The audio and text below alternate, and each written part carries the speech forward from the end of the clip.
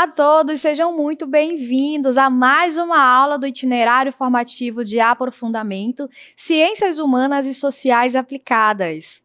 Eu sou a professora Shirley Botelho, do componente de História. Muito bem, pessoal, então sejam bem-vindos aqui à nossa aula. Eu sou o professor Luiz Cláudio, sou professor de Filosofia aqui do Centro de Mídias, e nós vamos então iniciar agora com o nosso objeto do conhecimento. Então nós estamos na aula de número 7, o objeto é a Amazônia e dinâmicas socioterritoriais, e o nosso detalhamento, o contexto sociopolítico da América Latina e do Caribe. Então esses são os assuntos, que nós vamos tratar na aula de hoje, e vamos lá à nossa aula.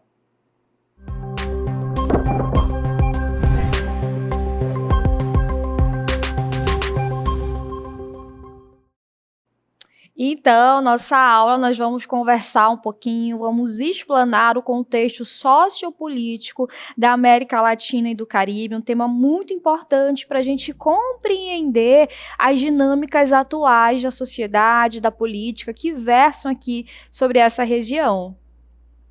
É isso aí, a gente está trabalhando, pessoal, nessas aulas, é um assunto muito amplo, né? A gente não está mais falando só aqui da Amazônia ou do Amazonas, a gente fala, né, da Amazônia de um modo mais amplo.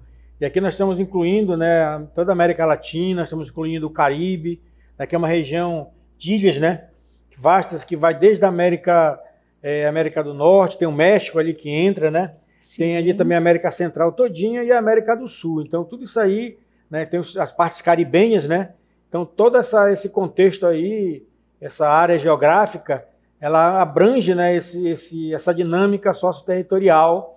E a gente vai analisar, então, esses contextos, né, sociopolíticos aí dentro, como é que funciona, como é que as coisas acontecem, quais são, né, as questões econômicas, os problemas também, desafios. A gente vai falar um pouco sobre tudo isso aqui nessa aula de hoje, né, professora? Isso, e entender como é que a Amazônia ela se insere nesse contexto sociopolítico. E a gente traz para vocês, né? Por quê? Porque a Amazônia ela é uma das maiores e mais complexas regiões do planeta. Um espaço com uma grande biodiversidade e uma biodiversidade única, mas também de conflitos, resistências e transformações sociais.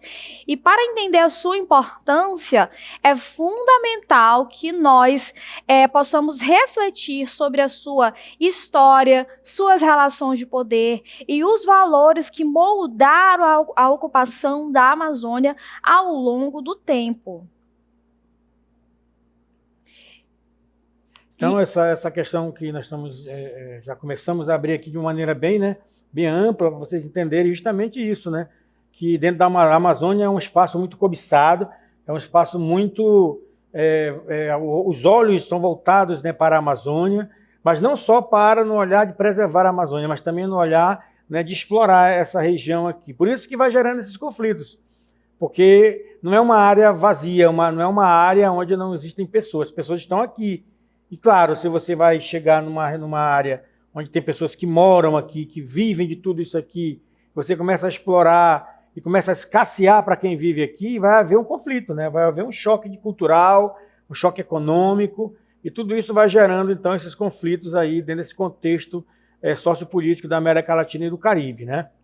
Isso, e a importância da Amazônia, ela transcende essas fronteiras nacionais e acaba se configurando como um sistema socioecológico que influencia o clima global, a biodiversidade e os modos de vida de diversos povos, especialmente os povos indígenas e comunidades tradicionais da América Latina e do Caribe. Por isso a fala do professor, é importante a gente pontuar como a Amazônia ela é visada por outros países e aí a sua importância estratégica para o nosso país. E aí, já que a gente está falando, né, desse contexto sociopolítico, vamos tentar entender um pouquinho agora o que é a América Latina, o porquê de América Latina e porquê de Caribe?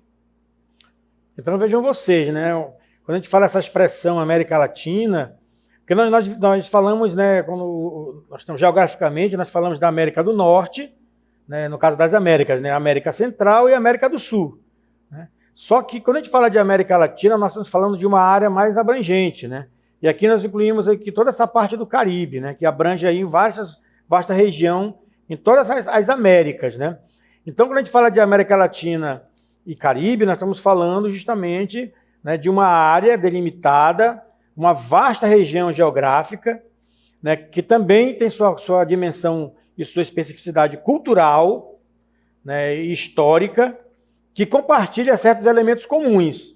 Então, vejam bem, não são todos iguais. A América Latina, ela tem seus problemas, né, e olhando, né, com esse olhar não só geográfico, mas também social e político, ele abrange toda essa área aí, né? Porque se for só a região geográfica, é a América do Norte, a América do Sul e a América Central. Mas quando a gente fala de América Latina e Caribe, nós estamos falando de uma vasta região que tem aí em comum alguns fatores históricos, como a colonização. Todos foram países colonizados, né, pelos europeus, de um modo geral. As formas de organização social também são muito parecidas, né? A dinâmica política, a questão da pobreza, né, das dificuldades, né, regionais, tudo estão presentes, né, de um modo geral, nessa região aí. Exatamente, o professor pontuou muito bem a questão geográfica, né, da América Latina, que a gente compreende como ali a parte sul da América do Norte, abrangendo o México, a América do Sul, a América Central e a América do Sul. E por que América Latina, né? Esse termo ele vai ser cunhado no século XIX, para retirar, ali no final do século XIX, estava vigorando a doutrina Monroe, né, o América para todos, América para os americanos, e sob esse slogan, para outros países que não faziam parte, né, os países europeus, eles vão se impor contra esse slogan. Então, eles vão criar esse termo da América Latina para os países que falam línguas de origem latina, como o português, como o espanhol, como o francês, isso tudo para desvincular da América do Norte, né, que fala o inglês. Então vai se criar essa terminologia para se referir aos países que falam as línguas de origem latina.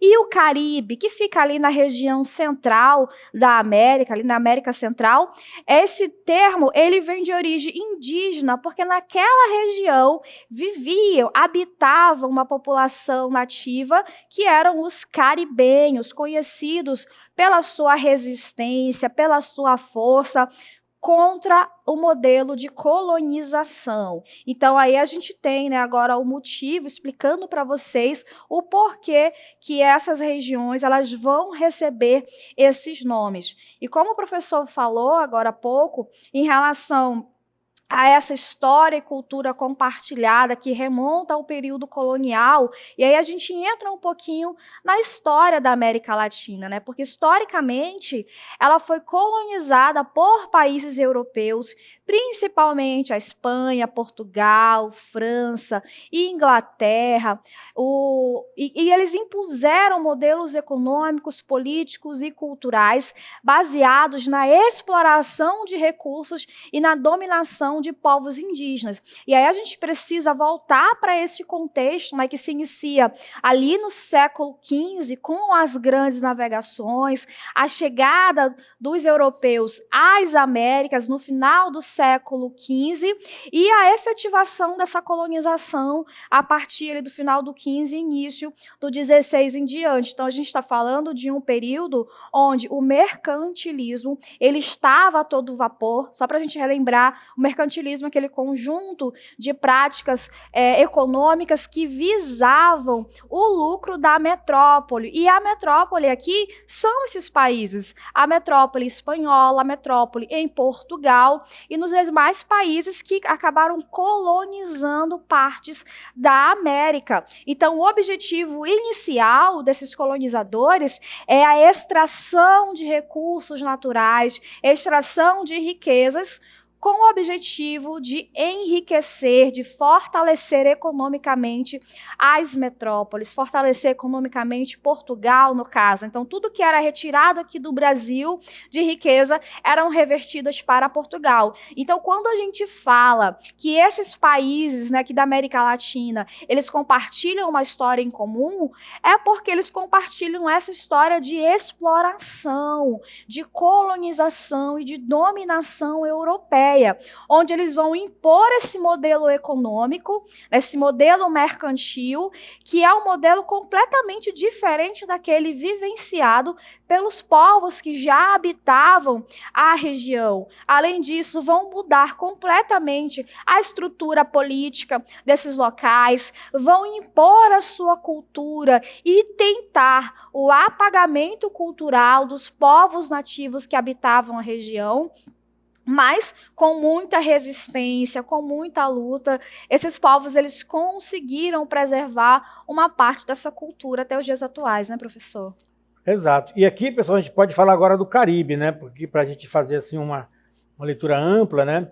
O Caribe, né, por sua vez, então, ele também, assim como na América Latina, né, que a professora bem explanou aqui toda essa parte, esse contexto histórico aí importantíssimo para a gente entender, né, por que é a América Latina, né? Então, da mesma forma, o Caribe também. Ele também foi esse palco de colonização. Então, quando a gente fala de colonização, nós temos que entender que são povos que estão chegando, né, numa determinada região, onde as pessoas que estão lá serão colonizadas. Então, é como você ter um terreno, né, no seu quintal, da sua casa, você tem um terreno, e de repente chega lá um monte de pessoas, chega várias pessoas na sua casa, bate na sua porta, pede para entrar, e fala que o terreno que está lá atrás, né, que você tem, que você planta, que você cuida, não lhe pertence mais. Né? Que vocês vão agora repartir entre as pessoas, os membros que estão chegando ali, né, para tomar conta da casa deles. Né? Então, divide-se os lotes ali, os pedaços, então eles vão morar nessa área tomando conta do seu quintal. Então, a mesma coisa aconteceu tanto na América Latina como nessa parte do Caribe. Né? Essas potências europeias, né, chamam-se europeus. Então, esses que bateram na porta são os europeus, né? Que nós vimos bem aí, franceses, né? Principalmente espanhóis e portugueses. Aqui é uma curiosidade, né? Por que nós falamos português e todo o resto da América Latina fala espanhol, né? Por causa do tipo de colonização, né? Que nós recebemos aqui, de imposição cultural, de uma língua, né? De uma religião. Então, as pessoas que habitavam aqui, todas essas pessoas tinham sua forma de organização. Tinha sua forma de sobreviver, tinha sua política, tinha sua religião, né? Tem, mas de uma outra maneira, né, houve essa imposição aí. Então, aí vem a escravidão das pessoas, começaram a escravizar as pessoas, porque elas se resistiam a se submeter ao processo colonizador. E aí a riqueza daquela região, né? No caso do Caribe aqui, a produção do açúcar. Né? Então, imagine só, o açúcar na Europa né, valia ouro, né? O açúcar era algo assim, então a produção do açúcar, descobrindo muita cana de açúcar na região, e vamos, né, levar toda essa cana para a gente enriquecer mais ainda, e abastecer o mercado, porque o ponto-chave de tudo isso chama-se o quê? Consumo, né? Consumo, é o capitalismo, né? Então eu consumo, é consumir, então é produzir para consumir cada vez mais. E aí também essa questão da diáspora africana, né, foram espalhados, né, por várias regiões, né, da América Latina e do Caribe, formando uma cultura que foi marcada pela diversidade e pela resistência. Diversidade, porque assim como os povos indígenas, existiam dezenas e centenas de etnias, né, culturas, né, diferentes, línguas diferentes, e todos eles tiveram que resistir a esse momento aí da colonização. Né? Isso, e se a gente for parar para analisar esse pequeno texto aqui ao lado, está falando do Caribe, mas poderia ser facilmente o Brasil, por exemplo, ou outros países que compõem a América Latina, falando dessa influência da escravidão, da produção de açúcar, dessa diáspora africana, né, que é o sequestro de pessoas ali do continente africano para serem trazidos para a América e trabalharem na condição de escravizados. E a gente consegue dimensionar a essa correlação e essa forma similar desse sistema europeu que foi imposto ao continente americano, né? Onde a produção de açúcar ela vai dominar boa parte dessa questão econômica. Inclusive, um dos países que vai dominar e subjugar o Caribe com essa produção de açúcar vai ser ali os Países Baixos, né? Que eles, inclusive, vai haver a dominação holandesa no Brasil no século XVII. Quando eles são expulsos do Brasil, eles se dirigem ao Caribe para iniciar ali e aumentar a produção de açúcar, que é um dos motivos que vai fazer o ciclo do açúcar no Brasil entrar em uma decadência econômica. Então, percebam como estamos conectados. O Brasil, a Amazônia, não está isolado nesse cenário, mas ele acaba comungando aí desse histórico político que versa sobre a América Latina e também o Caribe, que está inserido nesse contexto. E aí a gente vai observar agora como era a dinâmica, a vida social, como é que conviviam os povos indígenas no período pré-colonial.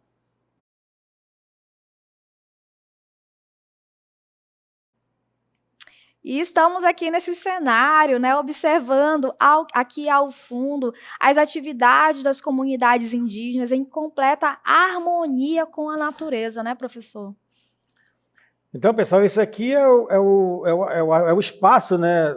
A casa. Hoje a gente fala da casa comum, né? A casa das pessoas que aqui viviam, que aqui habitavam, né? Eles tinham uma vida, o seu dia a dia era marcado pela coletividade, né? Das pessoas que viviam juntos, as famílias ali reunidas, né? A caça, a pesca, né? Então, tudo isso aqui fazia parte, né, de toda essa harmonia. Claro, não era só harmonia, tinha também seus conflitos, tinha também seus desafios, mas essa era a vida do povo, né?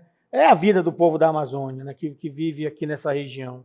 Então, o olhar para essa região aqui é um outro olhar, né? É o olhar do cuidado, é o olhar que eu preciso, né, do rio limpo para que eu possa tirar o peixe, para que eu possa beber essa água, que eu possa manter o local, né, a floresta também em pé, preservada. Tudo isso, né, faz parte, então, e fazia parte do contexto, né, do próprio cotidiano da vida dessas populações. Isso mesmo, e a gente acompanha aqui no nosso texto que antes da colonização europeia, a Amazônia ela era habitada por povos indígenas que possuíam uma relação de respeito e convivência com a floresta. E para esses povos, a natureza ela não era apenas um recurso, mas um espaço sagrado, com valores espirituais e filosóficos que permeavam suas vidas. Essa visão ela contrasta com a lógica de exploração que viria posteriormente baseado na ideia de domínio e posse. Esse é um ponto muito importante para a gente entender essas diferenças entre como os povos indígenas e os europeus, eles viam a natureza. Para a população indígena, a natureza fazia parte ali do seu convívio. Para o europeu, a natureza, a terra e seus produtos eram recursos que deveriam servir aos europeus, servir economicamente. Então, existe uma relação hierárquica, uma relação verticalizada entre o europeu e a terra, e a floresta, e os seus bens, diferentemente dos povos indígenas, que tinham essa relação horizontal, eles fazem parte da natureza, né? E eles têm que conviver de forma harmônica com a natureza. Então, tudo isso aqui, esse olhar, né, para a natureza, de quem vivia aqui, de quem vive aqui. Nós não estamos falando de povos extintos, né? Claro que muitos povos, durante esse processo de colonização, foram realmente extintos, né? Foram dizimados, mas ainda existem, estão aí, né? Hoje nós temos agora, né, o IBGE aí divulgando o aumento de etnias, né? Preservação da língua. Então, isso tudo aqui mostra que os povos continuam, né, tocando a sua vida aqui dentro. Como nós vimos na parte da história, já está hoje comprovado que há mais de 10 mil anos, né, eles já estavam aqui, já comendo jaraqui, já estavam ali caçando, tirando os frutos, né? Então, tudo isso aí faz parte da vida das pessoas que aqui habitam, né? Então, continuando aqui no nosso percurso, nós vamos ver, então, que a Amazônia ela é um lugar onde pessoas vivem, não um lugar vazio, como foi determinado uma boa parte do tempo, né? Vamos explorar lá, vamos invadir, vamos tomar conta, porque não tem ninguém lá. Então, havia também essa visão, né, de que os indígenas eram comparados até aos animais. Era mais uma espécie de animal que habitava ali, né, pré-históricos, ou, né, que não tinham primitivos, que não tinham cultura, que não tinham nada. Muito enganados, né? Um ledo engano, né, dos europeus. Então, com a chegada deles, né, houve uma outra configuração aqui na Amazônia, né? Isso mesmo, e a gente tem aqui no nosso texto, né, que com a chegada dos europeus, a Amazônia, ela passou a ser vista como um espaço de riquezas a serem exploradas, muitas vezes desconectada das suas populações originárias. A narrativa colonial, ela criou uma imagem de floresta selvagem, misteriosa, inexplorada, que alimentou ideias de conquista e progresso.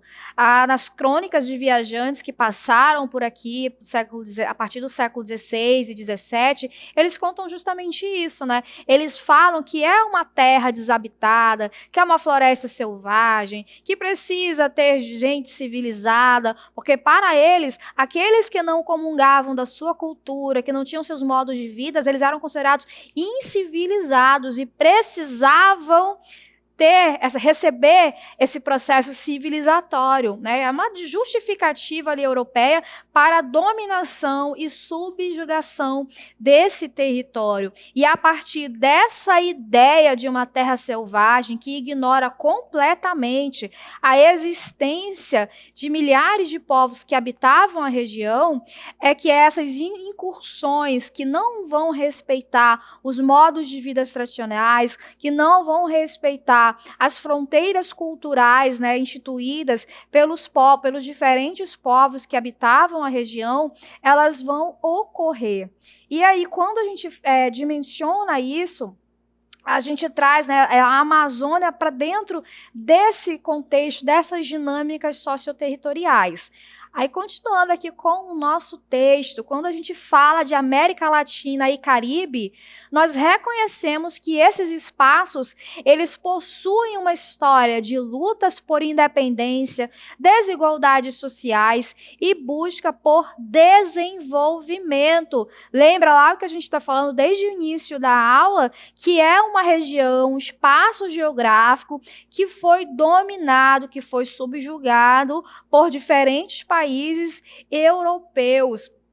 Então, diante disso, os povos que habitavam não são passivos nesse processo. Tanto os indígenas, eles vão lutar e milhares de indígenas vão morrer ao longo do processo de colonização, como também os povos que vão se constituindo, a sociedade que vai se formando a partir da junção de indígenas, de europeus, de africanos. Eles vão formar essas sociedades que vão lutar pela sua independência, vão lutar contra as desigualdades sociais que foram criadas ao longo do tempo. E a partir do século XIX, a formação do Brasil como nação, ela envolveu processos de construção de identidade, muitas vezes ligados à ideia de territorialidade e soberania. E aí, como a gente falou agora, da América Latina e do Caribe como um todo, o Brasil que está inserido aqui, ele não fica diferente desse processo, né? O Brasil que vai conquistar sua independência lá em 1822, ele vai procurar criar sua identidade. E muitas vezes ele vai criar essa identidade ignorando a história pregressa, ignorando os povos nativos que habitavam a região, ignorando seus conhecimentos tradicionais, seus modos de vida. Muitas vezes, então, pessoal, avaliando essa questão da narrativa oficial, né? Nós temos uma narrativa oficial que ela vai, então, trazer o olhar, pensamento, uma narrativa, né, de quem? Do colonizador. Então, quando a gente fala de narrativa oficial, nós estamos falando desse olhar, né, que foi trazido e que foi escrito também, porque vocês imaginem só como nós compararmos, né, os indígenas com os colonizadores que tinham escrita, que tinham os padres ali trazendo toda uma intelectualidade, né, para trazer a catequese, e eles chegam com todos esses artifícios, né, essas estratégias, então eles vão escrevendo e fazendo a história como eles estavam vendo. Então é claro que isso aí, essa narrativa, então, ela vai dizer que aqui nós temos uma nação forte, né, mas não fala da exploração, mas tem uma nação forte, né, que luta, mas luta pela sua sobrevivência, que consegue, né, enfrentar os desafios da vida, graças a Deus, mas na verdade, né, eles lutavam como resistência, né? as suas fronteiras, né, também que foram ali perdidas, muitas áreas, né, hectares de terra, muitas áreas foram perdidas, e ignorando a diversidade cultural e social, que é a morte de uma cultura, é a morte de um povo, né? Então, tudo isso aí, né, trouxe, né, vai trazendo aí esses problemas, né, e que nós temos que começar a ter um outro olhar, né, um olhar mais crítico diante desses fatos e acontecimentos. Isso, e dando continuidade, a gente vai falar agora sobre essa filosofia do desenvolvimento e o paradigma do crescimento, né? Porque esse paradigma do desenvolvimento sustentado pelo crescimento econômico, ele dominou as políticas públicas na Amazônia. E essa visão baseada na ideia de progresso material, muitas vezes desconsiderou os limites ambientais e as culturas locais. E quando a gente traz essa imagem aqui de fundo, né, a gente observa uma área desmatada, né, com várias toras de madeira, de árvore aqui, prontas para o transporte, para a comercialização, a gente consegue perceber como esse desenvolvimento, né, se tudo por esse progresso, por esse desenvolvimento econômico, ele acaba suplantando a ideia de preservação, a ideia de um crescimento sustentável e acaba dizimando com a natureza. Lembra lá no início da nossa aula, nós falamos da importância da Amazônia, não só para o Brasil territorialmente, mas tem uma importância mundial, né? Ela é importante como um bioma para o mundo, ela é importante para regular o clima mundial também, e muitas vezes esse desenvolvimento econômico, ele acaba ignorando essa questão da preservação ambiental. E, filosoficamente, ela reflete uma visão antropocêntrica e utilitarista que coloca o homem acima da natureza. É isso aí. E hoje nós falamos, né, devido à questão climática, hoje nós falamos, né, não mais só de uma questão antropocêntrica, nós falamos hoje do antropoceno, né, que é, quer dizer, a ação do homem. Hoje você vê essas toras de madeira. É claro que a natureza ela vai se modificando com o tempo, né? Mas o antropoceno é a destruição em massa causada pela prática humana, pela ação humana sobre a natureza, né? E continuando aqui também, nós temos outro ponto ainda a tratar com vocês, que é a questão ambiental. Claro, esse desmatamento, tudo isso aqui gera problemas, né? Então, a preservação da biodiversidade e os conflitos por terra na Amazônia estão diretamente relacionados às políticas públicas. Políticas públicas, uma ação para o bem comum, né, voltado para olhar para esse tipo de problema específico. As relações internacionais não é uma coisa só local, ela é global, e também as dinâmicas mais econômicas, né, de cada região, e de um modo particular dessa região onde esses povos vivem. Isso, então essa região, ela funciona como um sistema de interações, vou colocar aqui o texto para a gente acompanhar, de interações políticas e econômicas. E aí nós temos organizações como a CELAC, que é a Comunidade de Estados Latino-Americanos e Caribenhos, e a OTCA, que é a Organização do Tratado de Cooperação Amazônica. Essas organizações representam esforços de integração, de cooperação e de resistência às pressões externas. E aqui, pessoal, a gente está chegando ao final, a gente quer deixar ainda aqui uma reflexão, né, para a gente, né, pensar um pouco, né, que são justamente a questão da América Latina e do Caribe, né, para a gente refletir um pouco, discutir a Amazônia e suas dinâmicas. Quando nós discutimos, né, a Amazônia e suas dinâmicas, nós estamos conhecendo, nós estamos uma parte, né, dessa região como uma história comum de colonização, de resistência e busca por autonomia, essa luta constante, né, que prevalece até hoje. Essa expressão ela ajuda a entender que os problemas e as soluções não podem ser isolados, né, individuais, mas devem ser pensados em um contexto regional, coletivo, que valorize a identidade, as culturas e o direito dos povos que habitam esses territórios. Muito bem, então fica aí a reflexão para vocês e assim nós finalizamos a nossa aula.